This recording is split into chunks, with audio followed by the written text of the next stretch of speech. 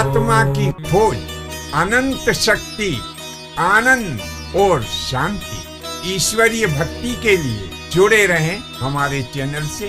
आपका अपना चैनल गुरु अशोक तिवारी, लाइक और सब्सक्राइब करना ना भूलें। धन्यवाद। जय माता की, जय परशुराम।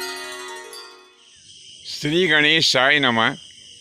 तो प्रिय बंधुओं, इस प्रकार से गुरु द्रोणाचार्य जी महाराज ने युधिष्ठिर से पूछा, बताओ बेटा युधिष्ठिर, कौन सा अश्वत्थामा मारा गया है? तब युधिष्ठिर ने जो जवाब दिया, कैसे कि अश्वत्थामा मारा गया नरो व कुंजरो।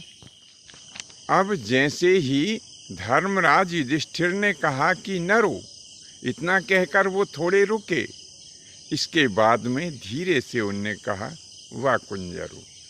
उसी समय कृष्णचंद्र जी महाराज ने और भीम ने विजय दुंदुभी बजा दी, तो वे उस व कुंजरो शब्द को नहीं सुन पाए।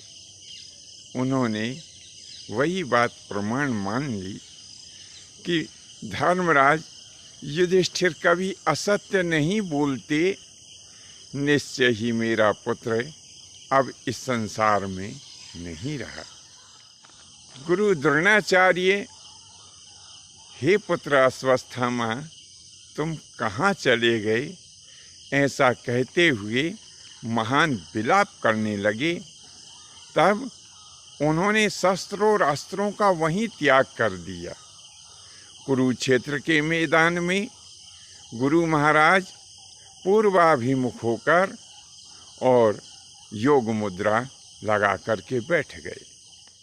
उसी समय द्रुपद के पुत्र धृष्टद्युम्न ने क्या किया कि योग मुद्रा लगाए हुए महान गुरु द्रोणाचार्य का उस दुष्ट ने सिर काट लिया।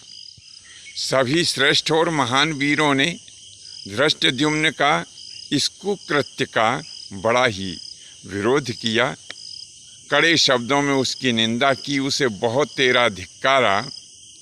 और अर्जुन तो उस धृष्टद्युम्न को धिक्कारते धिक्कारते बड़े उच्च स्वर से रोने लगे। तब अर्जुन उस धृष्टद्युम्न को कहने लगे, अरे कायर, मूर्ख और बुद्धि से हीन, तूने गुरु की हत्या की है। वे मेरे भी गुरु थे और तेरे भी गुरु थे। अरे दुष्ट, तूने तनिक भी विचार नहीं किया कि गुरु की हत्या नहीं करना चाहिए। मन तो ऐसा कहता कि मैं तेरा भी वध कर दूं, परंतु क्या करूं कि तू रिश्ते में मेरा साला लगता है।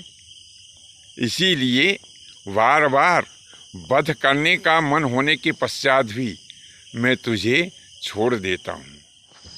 अब अश्वत्थामा को पता चल गया कि पिताजी का वध पांडवों ने धोखे से कर दिया।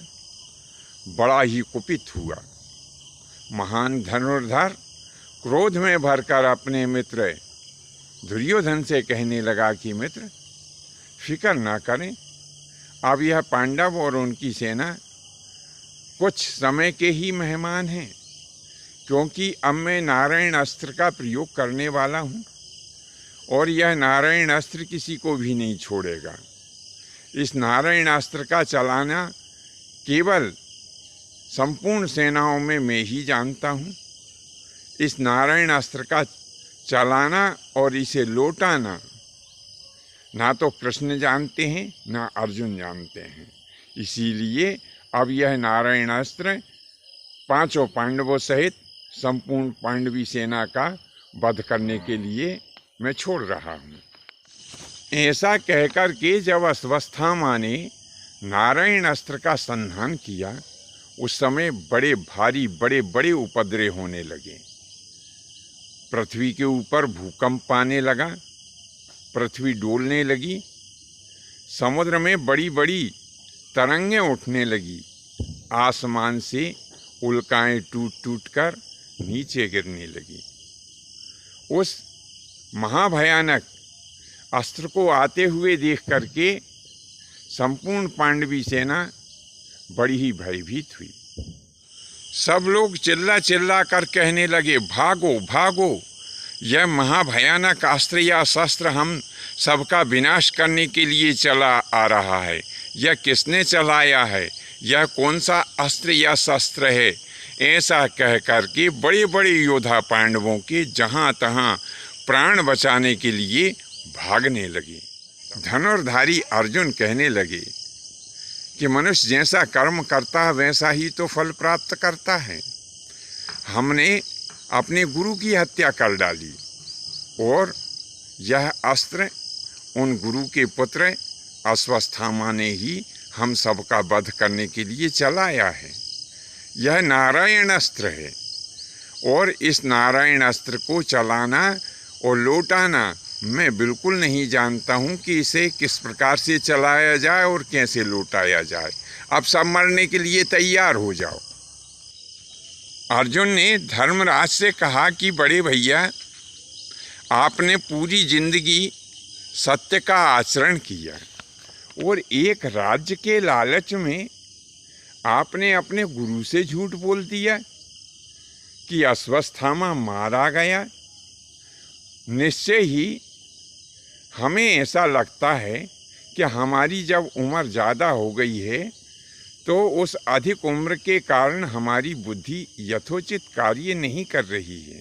संपूर्ण जिंदगी आपने सत्य का पालन किया और एक जरा से लालच में अपने गुरु से धोखा कर दिया। आपने तनिक भी विचार नहीं किया। तब अर्जुन उस धृष्टद्युम्न से कहने लगे, अरे मूढ़ बुद्धि, गुरु महाराज तो अस्त्रों और शस्त्रों का त्याग करके और योग मुद्रा में लीन थे। तुम्हें उनका मस्तक काटने की क्या आवश्यकता थी? हम तो चाह रहे थे कि उन्हें उसी अवस्था में इस युद्ध क्षेत्र से उठा करके और किसी सुरक्षित स्थान पर ले जाते ताकि वह बाकी बचे हुए युद्ध के समय कुरुक्षेत्र में आ ही नहीं पाते। तो गुरु महाराज तो हमारी इसी युक्ति से इस युद्ध क्षेत्र से हट जाते। फिर तुमने जो मूर्खतापूर्ण कार्य किया है उसका तो तुम्हें दंड आगे चल कर के अवश्य मिलेगा ही। इस प्रकार से अर्जुन बार बार शोकाकुल हो नाना प्रकार के शब्दों के द्वारा धर्मराज, युधिष्ठिर और धृष्टद्युम्न को फटकारने लगे।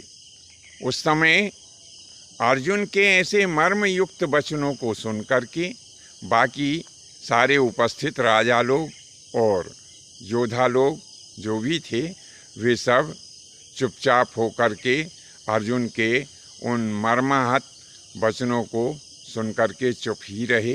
बंधुओं, आज के लिए बस इतना ही। शेष अगले भाग में नए विषय के साथ में हम आपकी सेवा में उपस्थित होंगे। आज्ञा दीजिए। धन्यवाद। जय माता की, जय परशुराम जी की।